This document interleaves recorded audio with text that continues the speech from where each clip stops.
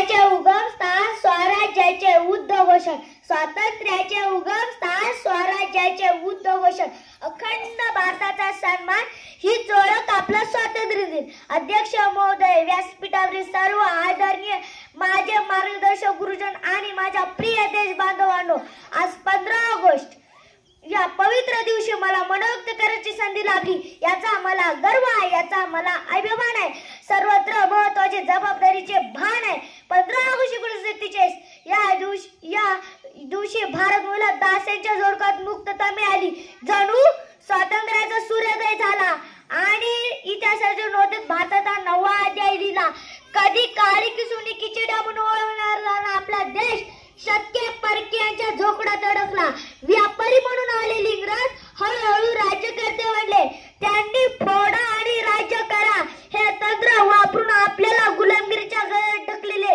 मात्र हे मातेचा अपमान पाहून काही वीर चुकले नाही.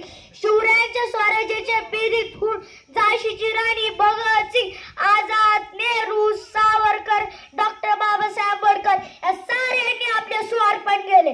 स्वराज्य हा माझा जन्मसिद्ध हक्क आहे आणि तुम्ही मिळवणारच हा टिळकांचा आवाज आजही लोकवासियांच्या मनात गाजतो. त्याग, बलिदान, अहिंसा, शौर्य आणि असंख्य माझ्या बळावर आपल्याला अमोल स्वातंत्र्य मिळाले. स्वातंत्र्य म्हणजे केवळ एक सण नाही, झेंडा फडकवणं नाही, तर तो एक संकल्प, एक जबाबदारी, एक जागर.